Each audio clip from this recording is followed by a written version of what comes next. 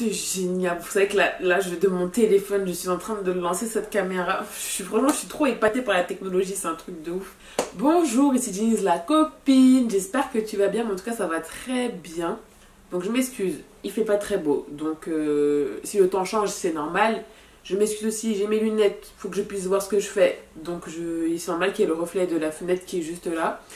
Et je m'excuse pour les cartons qui sont derrière, parce qu'en fait, c'est mon projet secret sur lequel je suis en train de travailler. Donc, on ne va pas tout dévoiler. Mais j'ai besoin d'avoir plein de cartons, etc. Donc, si c'est un peu le bordel derrière, je m'excuse pour ce bordel-là. Aujourd'hui, on se retrouve pour le deuxième Je lis vos histoires Wattpad. Donc, cette fois-ci, je vais prendre juste une seule histoire. Pourquoi? Parce que la première vidéo était beaucoup trop longue, selon moi, je trouve. Et je pense que c'est mieux que je me consacre juste à une seule histoire et pas à deux. Je pense que c'est beaucoup trop. Et j'ai choisi aujourd'hui l'histoire de Djibril. Alors, je pense que c'est un garçon, mais je ne suis pas sûre. Donc, si jamais tu passes par là, Djibril, enfin, ça me paraît d'être un nom masculin. Donc, si jamais j'ai faux, n'hésite pas à me le dire en commentaire. Voilà, donc c'est l'histoire de Djibril Writer. Et je vais faire mon accent anglais, vous n'êtes pas prêts? Attendez. Avant que j'oublie les amis, n'oubliez pas de vous abonner, de commenter, de liker. On est bientôt aux 5000 abonnés, les amis. Franchement, si je pouvais avoir les 5000 abonnés pour Noël, ce serait bien, mais je sais pas. Ça dépend que de vous, j'espère, je ne pense pas. Mais si vous êtes gentil et que vous voulez me faire un beau cadeau de Noël, n'hésitez pas à vous abonner, ça me ferait extrêmement plaisir. Alors, l'histoire de Djibril Writer, c'est Murder and Blood. On va cliquer dessus. On va lire le résumé parce que c'est important de lire le résumé. Le sang appelle le sang. Telle est la pensée qui occupe l'esprit d'Ali, qui a décidé de se laisser transporter par le courant de la haine et de la vengeance. Après avoir remporté 40 millions d'euros, lui et sa famille décident tous de quitter le quartier sensible de la Madeleine, actuellement contrôlé par un clan redoutable qui sème la terreur. Ils se sont donc installés dans une maison située dans un quartier tranquille de la proche banlieue parisienne. Cependant, la vie d'Ali va basculer le jour où sa famille le jour où sa famille se fera massacrer en son absence par les envieux de son ancien quartier. Et les gens sont mauvais. C'est le genre de truc qui pourrait grave arriver en vrai. Ni la police ni leur argent ne pourront les protéger. Ils ne devront compter que sur l'aide de l'inspectrice Lombardi et eux-mêmes pour espérer mettre la main sur l'identité des meurtriers et ainsi pouvoir venger leur famille. Putain, ça craint. Ali et sa fratrie vont-ils réussir à échapper aux griffes de la mafia? Vont-ils devoir devenir ce qu'ils détestent? Est-ce qu'une fois de plus, ils seront de nouveau confrontés à la mort ou bien est-ce qu'ils seront cette fois épargnés par la cruauté de ce monde? Pour le savoir, il va falloir survivre jusqu'à la fin, malgré le passé plus que tourmenté et mystérieux que nous cachent les membres de la famille d'Ali. Histoire pour ados et adultes déconseillés aux enfants car pouvant heurter la sensibilité du jeune lectorat. Bonne lecture. Franchement, madame ou monsieur, je dirais plutôt monsieur, donc si c'est pas monsieur, pardon, mais comment tu le vends? Faut m'excuser, faut m'apprendre. Parce que là c'est quelque chose. Là, c'est quelque chose. Franchement, si tu le vends vraiment hyper bien. J'ai pas forcément vu d'erreur qui m'a frappé là tout de suite. Mais franchement, bravo. Surtout que moi, de base, tout ce qui est un peu gang, etc., c'est pas trop mon délire de lecture. Moi, je suis plus tout ce qui est romance, vous me connaissez. J'écris YMI, donc forcément, moi, j'aime bien les histoires d'amour. Moins bisous par-ci, bisous par-là. Mais là, franchement, là, ça donne envie. On va lire le premier chapitre. On va lire les deux premiers chapitres. Mais là, on commence par le chapitre 1. Démarrer la lecture. Bah, vas-y, je te dirai rien, Free. Voilà, c'est tout ce que je veux. On va voter dès le début. Hop. Chapitre 1. Le sang appelle le sang. Et même la couverture, elle est belle. Waouh. Moi qui l'ai toujours voulu, je le suis devenu à mon plus grand regret. Oh putain, mais j'aime trop. Djibril, là. Calme, doucement. Elle est importante, ok. Nous étions devenus riches depuis notre victoire à ce jeu maudit. On avait donc tout naturellement décidé de fuir notre ancien quartier, la Madeleine. Un quartier sensible tenu par la mafia des rapaces. Un clan qui règne en maître absolu et incontesté. Nous n'étions pas une famille à problème. Notre but a toujours été de quitter cet endroit depuis la mort de mon père Hassan. Car ma famille et moi étions devenus les victimes de très grandes persécutions. Nous fûmes au centre de toutes les attentions, alors on avait très vite attiré des envieux tout autour de nous, et ce, même avant d'avoir remporté ce fameux gain qui a signé notre arrêt de mort à tous. Ça craint. Et franchement, déjà, ça me fait mal au cœur. L'auto n'a fait que tout empirer, mais ce fut très loin d'être la racine de nos malheurs, à mon plus grand désarroi. Faut que j'éternue. Attendez. À mes souhaits, merci. Nous étions tellement détestés et enviés que cela nous a été fatal. À la plupart d'entre nous. Oh putain. Seul mon frère, mes soeurs jumelles et moi avions échappé de justesse à ce carnage. Quant au reste, mes enfants, ma mère et ma femme... Non, pas les enfants. Non, par contre là, Djibril, non. Là, j'accepte pas. Pas les enfants. On touche pas aux enfants et aux mamans. Ça, c'est les deux trucs que je dis. On touche jamais aux mères et jamais aux enfants. Et là, tu commences déjà. Là, on va se disputer, pardon. Ils sont tous morts durant cette soirée que j'exècre de toutes mes forces et de toute mon âme. Oh, peu cher.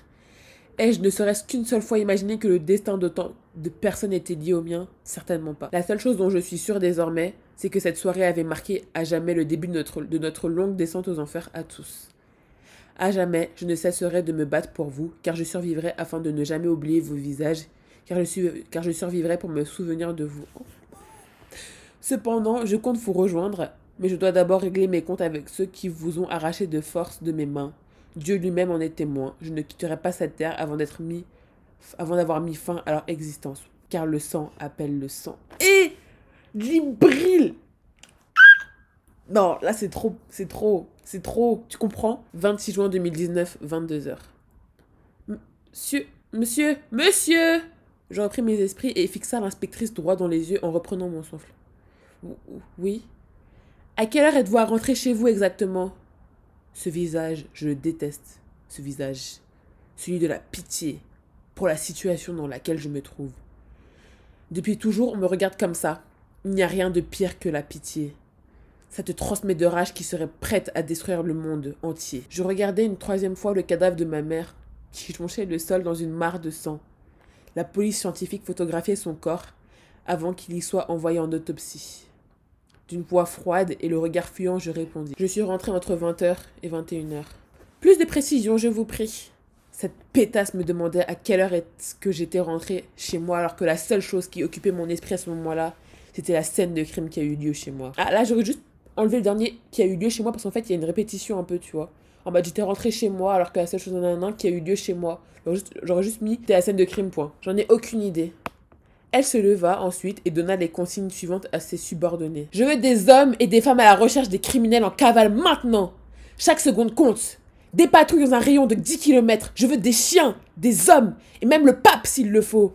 Ils ne sont pas bien loin. Allez, on se bouge le cul. C'est trop tard. Vous pouvez plus rien faire maintenant, dit-il complètement désespéré. Elle prit ma main et dit: On les aura, monsieur Ben Khaled, croyez-moi. On va les coincer et les foutre en tôle. On imagine souvent que perdre un proche nous brise psychologiquement. Ce fut le cas car j'ai perdu beaucoup plus qu'un proche cette soirée-là. Mais bizarrement, je n'ai versé aucune larme car le choc semblait m'avoir vidé de toute mon âme et de toute mon humanité. Perdre quelqu'un ou plusieurs proches à la fois est une expérience trop douloureuse, mais douloureuse d'une manière très différente de celle qu'on s'imagine tous. Je m'en voulais de ne pas avoir versé de larmes pour eux, mais la colère m'en empêchait. Il ne s'agit pas d'une douleur, car cela signifierait que l'on ressent la présence et l'énergie d'un stimuli quelconque, mais il s'agirait plutôt d'une absence de douleur, d'un vide que l'on ressent en nous. Et c'est ce même vide que nous appelons douleur ou deuil. Car l'être humain ne peut s'empêcher de nommer des choses qui ont tout sauf besoin de l'être. C'est ce que nous appelons ressentir. Je ne saurais l'expliquer autrement. Pardonnez-moi, vous devez certainement me prendre pour un fou, et vous avez bien raison.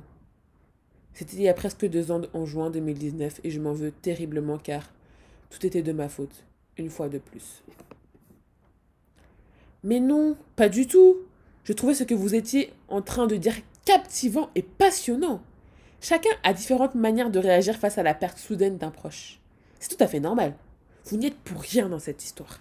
Les vrais coupables sont les criminels qui ont sauvagement tué votre famille. Alors, Ali Ben Khaled, rassurez-moi. Si j'ai bien compris, vous veniez tout juste de revenir de Toulouse pour prendre vos vacances sur Paris, c'est cela? Tout à fait. Très bien. Vous étiez dans une école d'études supérieures qui formait des jeunes artistes et vous reveniez sur Paris pour les vacances. Lorsque vous aviez vu que personne ne vous a ouvert la porte, vous vous êtes dit quoi? Que ma mère était en train de coucher mes enfants et que ma femme était en train de dormir à cause du travail. Elle était vétérinaire et elle travaillait à temps plein. Donc le soir, elle était épuisée. Et ensuite, comment êtes-vous rentrée? Je l'ai appelée, mais personne n'a répondu pendant environ 1 heure. J'étais devant la porte sans réponse, sans signe de vie. Je l'ai donc forcé. Il faisait nuit, on était au mois de juin, donc je dirais qu'il était 22h30. et j'ai vu que tout le monde avait été assassiné. Ma mère, Nadia, 52 ans, que Dieu lui accorde le paradis, Inch'Allah, s'est faite égorger. Ma femme, Mariam, poignardée à 23 reprises dans le cœur. Et vos enfants? La larme à l'œil et la voix tremblante, il répondit. Mes filles, de 3 et 6 ans, Aya et Aïcha, ont eu les yeux crevés et le cou tordu comme des agneaux. Quant à mon fils, Ahmed, 5 ans, on lui a séparé la tête de son corps avec 5 coups de machette. Prenez votre temps, Ali. Ne vous inquiétez pas. C'est humain d'avoir les larmes qui montent. Avec la morve, la bave et les larmes qui dégoulinaient sur son visage, il ajouta. Vous savez ce qui a tué ma famille? Non, allez-y, dites-moi. C'est mon argent. L'argent du loto que j'ai remporté. 40 millions d'euros. 40 misérables millions d'euros qui ne me rendront jamais ma famille. Pris d'un excès de colère, il affirma. J'aurais préféré ne jamais avoir gagné cet argent. Ne jamais m'entourer de tous ces gens. Et ne jamais être généreux. Et surtout rester avec eux, quitte à mourir. Ma mère m'avait interdit les jeux de hasard, mais j'en ai fait qu'à ma tête. Alors juste cet argent, c'est CET. Voilà, sinon je vais oublier. Mais voilà, pardon. L'argent est entré dans le compte de ma mère jusqu'à leur mort. Ensuite, c'est moi qui en ai hérité. J'étais sortie de tout fier du bureau du tabac. C'est moi qui aurais dû crever. Soudain, des témoins du plateau se mirent à prendre la parole. Non, monsieur, je vous assure que c'est faux. Regardez comme vous êtes courageux. Vous étiez au fond du trou et vous vous êtes reconstruit. Vous avez une nouvelle femme qui est là à vos côtés maintenant. Ne vous culpabilisez pas. Plus jamais. Oui, il a raison. Exact, tout à fait. Vous allez y arriver, monsieur. Courage, monsieur. Vous êtes fort mentalement pour nous dire tout ça aujourd'hui. Bravo, Ali. Silence, je vous prie, dit la présentatrice. Ali, les attentats, les fusillades et Cuba, comment avez-vous vécu tous ces événements? Lui demande-t-elle par la suite. Je préfère ne pas en parler, s'il vous plaît, lui répondit-il par la suite. Très bien. Et vous, Sarah, vous qui êtes la nouvelle femme d'Ali et qui l'avez aujourd'hui accompagnée sur ce plateau de Hier, mon histoire sur France 2. Ah, ça commence aujourd'hui. Comment faites-vous pour gérer tout ça? Quelle est votre place? Sarah, légèrement agacée par la question. À vrai dire, j'ai connu Ali il y a 11 ans, et de cela en février 2010. Nous étions très jeunes, nous étions en couple pendant 5 mois et on a rompu pour des histoires d'adolescents, dit-elle en pouffant de rire. Ma place, elle est justement dans ma présence au quotidien, la gestion des crises d'angoisse. Je fais mon rôle de femme, qui aide son homme à limer tous les jours, etc. Mais ça se passe super bien. Dieu merci, il s'en remet. Vous aviez quel âge en février 2010 exactement? Nous avions 16 ou 17 ans, et maintenant il en a 27 et moi 26. Je suis née le 30 octobre et nous sommes le 24 mars 2021. Il est donc plus grand que moi. De 8 mois plus précisément, il est né le 1er février. Un témoin du plateau prit la parole pour questionner Sarah. Monsieur, a-t-il toujours sa fortune? Elle lui répond gênée. Oh, mais vous savez, Ali il a toujours su faire attention à son argent, il est très responsable et il sait surtout gérer financièrement.